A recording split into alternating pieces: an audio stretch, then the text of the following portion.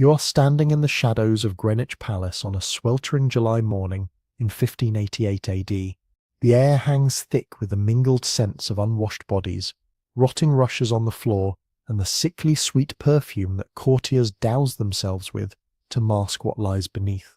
Through the heavy wooden doors, you hear the rustle of silk and the soft murmur of voices as Queen Elizabeth I holds court.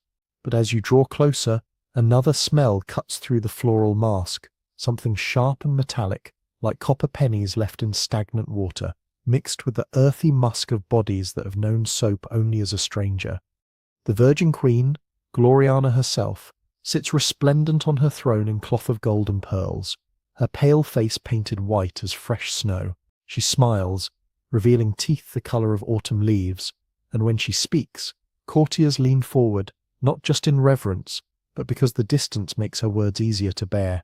This is the woman who defeated the Spanish Armada, who ruled England for 45 years with an iron fist wrapped in silk gloves. But beneath the magnificent facade lay habits that would make a modern person recoil in horror. Before diving into these forgotten stories of survival and suffering, if you enjoy learning about the hidden truths of history, consider hitting that like button and subscribing for more content like this. And please, comment below to let me know where you're listening from. I find it incredible that we're exploring these ancient stories together from different parts of the world, connected across time and space by their shared curiosity about the past. The truth about Elizabeth Tudor's personal hygiene reads like a catalogue of medieval nightmares, each habit more revolting than the last. Yet to understand why England's greatest queen lived this way, we must first understand the world she inhabited, a world where bathing was considered dangerous, where medicine was guesswork, and where even royalty lived in conditions that would horrify us today. The quarterly bath ritual. Elizabeth I was actually progressive by the standards of her time. She bathed once every 3 months, whether she needed it or not. Her exact words, recorded by her courtiers, were that she bathed once every 3 months, whether I need it or not. Most of her subjects went months or even years without a full bath, believing that water opened the pores and made the body vulnerable to disease and evil spirits. When Elizabeth did bathe, it was a production worthy of a theatrical performance. Servants would haul enormous copper tubs into her private chambers, filling them with water heated over massive kitchen fires. The water came from the Thames, already polluted with the waste of London's growing population. The river water was brown and thick with sewage, dead animals, and industrial runoff from the city's workshops and tanneries. The soap available was a crude mixture of animal fat, wood ash, and lye that was more likely to strip skin than cleanse it. The fat came from pigs and cattle, often already rancid.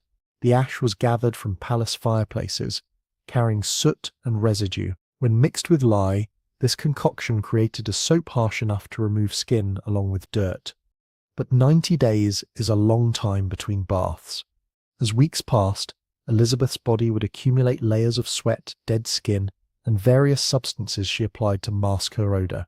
By the end of her 3-month cycle, courtiers would know when the Queen was approaching long before she entered a room. Court documents from 1579 AD record a telling incident. The French ambassador complained in a letter to his king that he had to hold a pomander filled with sweet herbs to his nose during his audience with the Queen. For the royal person emits such odours as to make close conversation a trial of endurance. The ambassador's wife fainted during a formal dinner, not from heat as publicly announced, but from the overwhelming smell emanating from the royal table. The dental disaster that shocked Europe. Elizabeth's teeth were perhaps her most infamous hygiene disaster, becoming a subject of international gossip and diplomatic concern. By her 40s, they had turned completely black from decay, and the sight of her smile became so disturbing that foreign ambassadors would write detailed reports about it to their home countries. The Queen's dental problems began with her insatiable appetite for sugar. In the 16th century, sugar cost more than gold, making it a status symbol. Elizabeth's daily diet included marchpane, sugared violets, candied fruits, comfits, and sweet wines. She would nibble on sugar throughout the day, letting crystals dissolve slowly in her mouth, bathing her teeth in sugar for hours. There was no understanding of dental hygiene, no brushing, no flossing, no regular cleaning. The best care available was occasional rinsing with wine or rosewater, which contained sugar and actually accelerated decay. Elizabeth's teeth began turning brown in her 30s, darkening to deep amber, and then black as decay progressed. Contemporary accounts describe how her teeth would sometimes crumble when she bit down, leaving fragments of blackened enamel on her lips. The pain was excruciating. She would sometimes be unable to eat solid food for days, surviving on broths and liquid medicines. Court records show her holding her hand to her jaw during public appearances, a gesture courtiers learned to recognize as a sign of dental agony. Dr. John Dee prescribed horrifying remedies, rinsing with urine, crushed pearls mixed with wine, and pressing hot iron against her jaw to burn out corruption. By her 50s, Elizabeth had lost several teeth entirely, and the remaining ones were loose in their sockets. The Queen's breath became legendary. Courtiers described it as the scent of a charnel house, and worse than the smell of a battlefield after 3 days in the sun. In 1590 AD, the Venetian ambassador wrote, "The Queen's teeth are so black and rotten that it is a wonder she can speak at all. The smell from her mouth forced me to breathe through my mouth during our entire audience." The Wig Horror Show. Elizabeth's famous red hair was largely fiction after her 30s, hidden beneath wigs that became their own source of hygiene nightmares. The Queen's hair loss was caused by lead-based cosmetics she used for her white complexion, but also by various treatments she applied, trying to restore her natural locks. The hair for these wigs came from peasant women who sold their hair to support families. It was often dirty and lice-infested when purchased, and cleaning methods were rudimentary. The wigs were sewn onto silk or linen bases using animal sinew threads, fitted with metal pins and combs that would rust from sweat exposure. Elizabeth's scalp condition made everything worse, till lead poisoning had left her scalp covered in weeping sores and lesions. Constant wig wearing prevented proper healing, creating cycles of infection and irritation that persisted throughout her life. The wigs were never washed, only brushed and dusted with powders. They accumulated months of sweat oil and atmospheric pollution. The combination of unwashed hair, decomposing organic matter, and various perfumes created a unique odor that courtiers learned to recognize as the Queen's approaching presence. Lice thrived in the warm, moist environment beneath the hairpieces. Ladies-in-waiting would spend hours daily picking lice from the wigs, but parasites always returned within days. The smell was so powerful it would linger in rooms long after Elizabeth left, requiring incense or open windows to clear the air. The Queen's vanity about her hair matched her denial about its condition. She would boast about her beautiful red locks, apparently unaware everyone knew she wore wigs. Foreign ambassadors wrote detailed descriptions of her hairpieces, often with barely concealed amusement. The lead paint poison prison. Elizabeth's signature white face was achieved through daily applications of ceruse, a mixture of white lead and vinegar that was slowly killing her. This toxic concoction was applied every morning with animal hair brushes, building up in layers that would crack and flake like old plaster. The lead came from Cornish mines where workers regularly died from exposure, ground into fine powder. It would float in the air like dust, coating everything in Elizabeth's chambers. The vinegar, made from soured wine, added acidic bite to the already caustic blend, eating away at her skin while trapping poison against her flesh. The application process was torture. The mixture burned as it was applied, causing her eyes to water and skin to redden. Elizabeth had to remain motionless for up to an hour while it dried, unable to speak, eat, or drink. As ceruse dried, it formed a beautiful but hideous mask. The white surface appeared perfectly smooth and pale, but beneath, her natural skin was being systematically destroyed. The mask would crack throughout the day, requiring constant touch-ups and vigilant mirror checking. Elizabeth never fully removed her makeup, instead applying new layers over old ones, creating build-ups several layers thick. When she did attempt removal, hardened ceruse had to be scraped off with ivory combs, often taking skin and leaving bloody scratches that would be covered with fresh poison the next morning. The lead poisoning affected her entire body. She suffered chronic fatigue, memory problems, and mood swings. Her hair fell out in clumps, teeth became loose and discolored, and her breath took on a metallic taste she tried masking with sweet wines. Beneath the white mask, Elizabeth's natural skin was a horror show of sores, scars, and discoloration that grew worse yearly. The queen's lips were painted with cochineal crushed beetles mixed with oils that would go rancid in heat, developing putrid smells that mixed with her breath. The clothing catastrophe. Elizabeth's magnificent gowns were never washed, never cleaned, never allowed to rest. These garments, worth more than most people's lifetime earnings, became repositories of months or years of accumulated filth that no perfume could mask. The Queen owned over 3,000 gowns made from finest silks, velvets, and brocades, adorned with pearls and precious stones. But their construction made cleaning impossible. Multiple fabric layers, delicate embroidery, and precious stones couldn't withstand harsh soaps. Instead, gowns were cleaned by airing, brushing, and reperfuming. Elizabeth would wear each gown for days or weeks, allowing body odor, sweat, and bodily fluids to penetrate deep into fabric. Rich materials absorbed these substances like sponges, creating permanent records of her bodily functions. The dressing process took hours and required numerous servants. First came the shift, a linen undergarment rarely washed, becoming yellowed and stiff with accumulated sweat. Over this went a whalebone and steel corset laced so tightly it restricted breathing and digestion, never washed and becoming a breeding ground for bacteria. Elizabeth's gowns were susceptible to staining because of their light colours. White, silver, and pale gold showed every mark. A single wine drop would be visible across a room.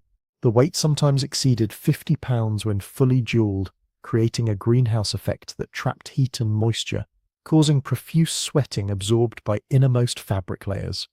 Her stockings, made of silk or fine wool, were rarely washed and would develop holes revealing yellowed, dirt-embedded toenails. Shoes became repositories of foot odour and fungal infections, with leather becoming warped and stained, interiors developing permanent smells noticeable even when unworn. Elizabeth's attachment to certain gowns was so strong she'd refuse to change for days, claiming they were favourites or brought good luck. This made filth accumulation worse, with garments worn for extended periods without any cleaning attempts. The digestive nightmare. Elizabeth's digestive system was a source of constant embarrassment, creating hygiene problems beyond simple bad breath. Her rich diet, medications, and chronic ruling stress created perfect storms of digestive dysfunction throughout her life. The Queen's elaborate meals lasted hours and included dozens of dishes: roasted meats, rich sauces, sugary desserts, wines, and ales. Food was heavily spiced to mask spoilage taste, and cooking methods did little to kill bacteria thriving in pre-refrigeration eras.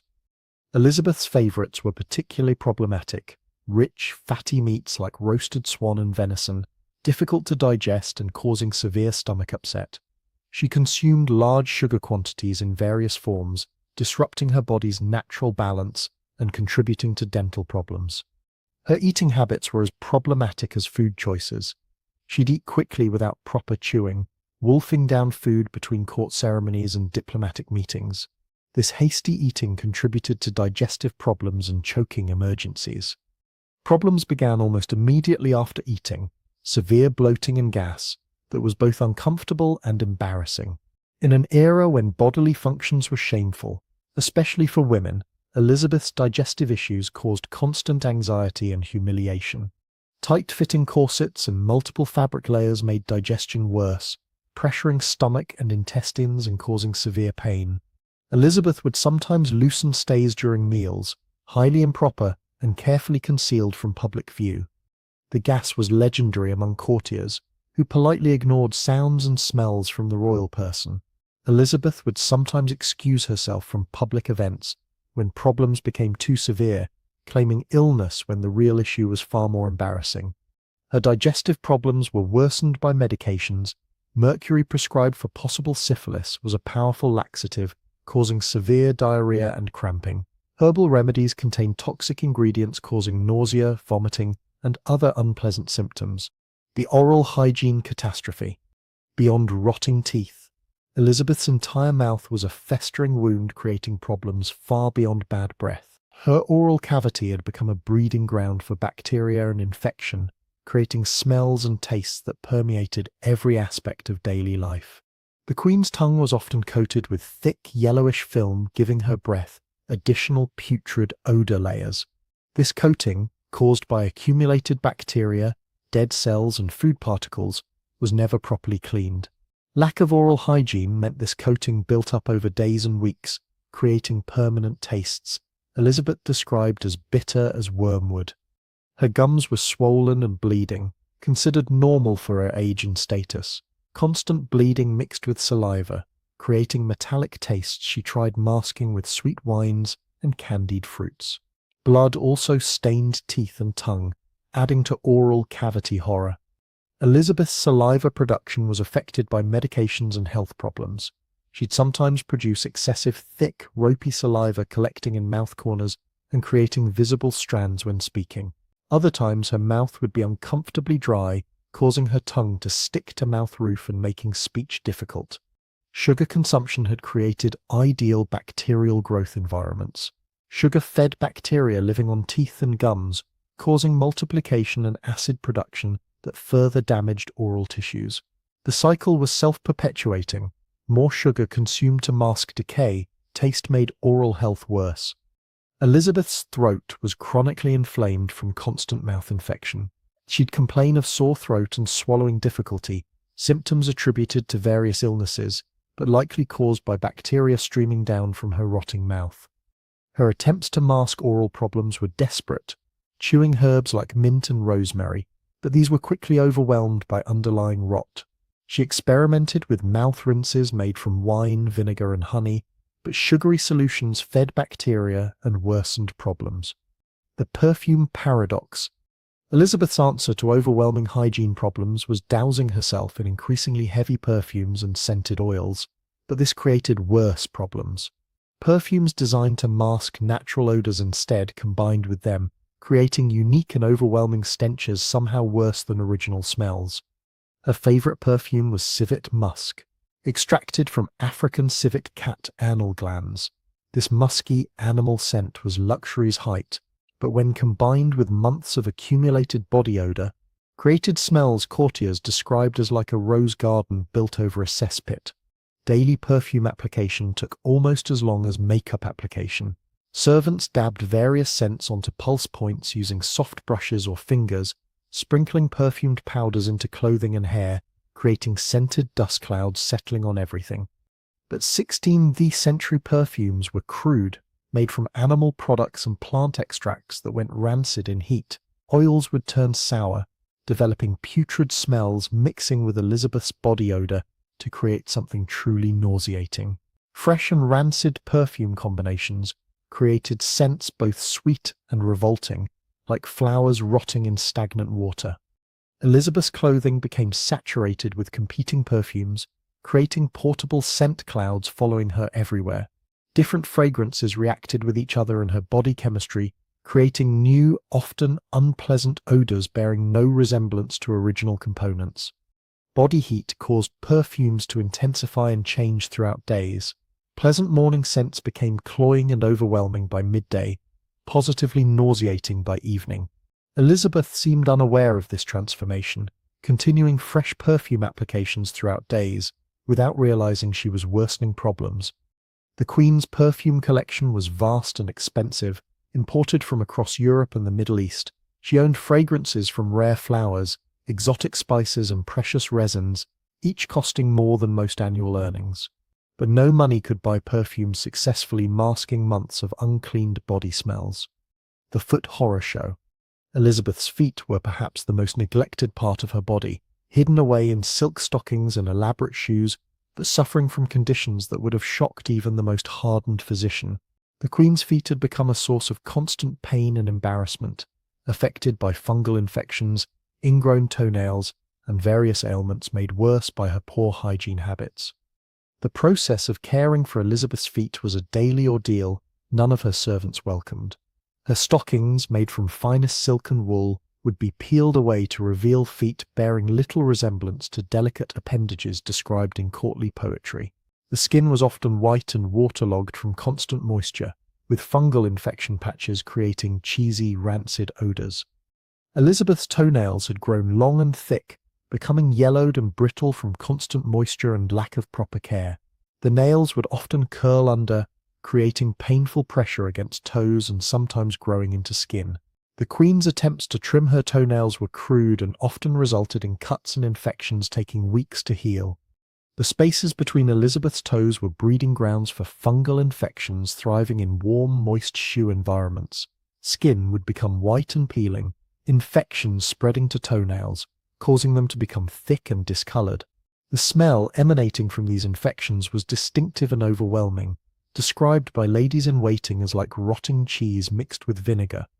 The Queen's shoes were works of art that had become repositories of foot odor and bacterial growth.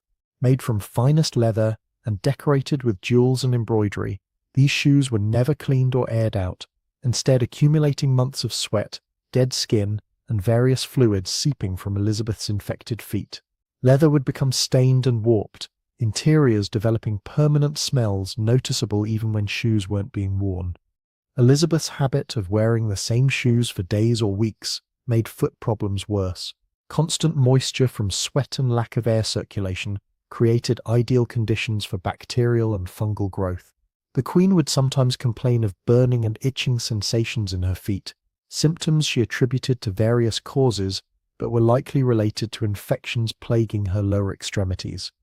The Queen's foot odour was so distinctive that servants could sometimes tell when she was approaching by smell alone. The odour would linger in rooms long after she'd left, requiring open windows and burning incense to clear air. Foreign ambassadors would sometimes comment on strange smells seeming to emanate from floor around the Queen's throne, not realising they were detecting odour from her feet. The sleeping chamber horror.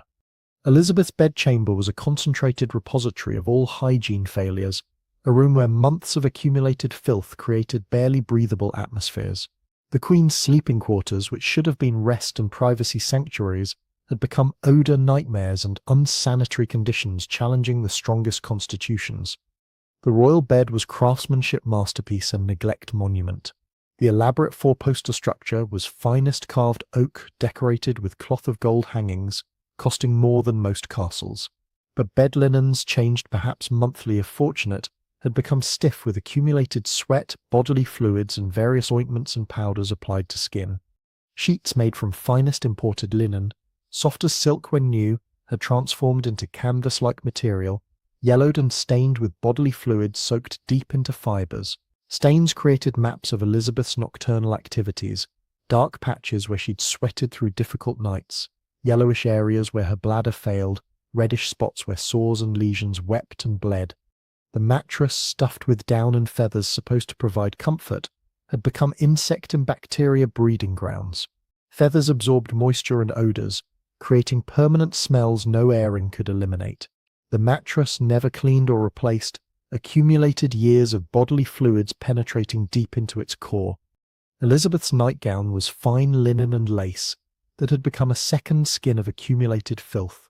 She'd wear the same nightgown for weeks, changing only when it became so stiff with dried bodily fluids it was uncomfortable.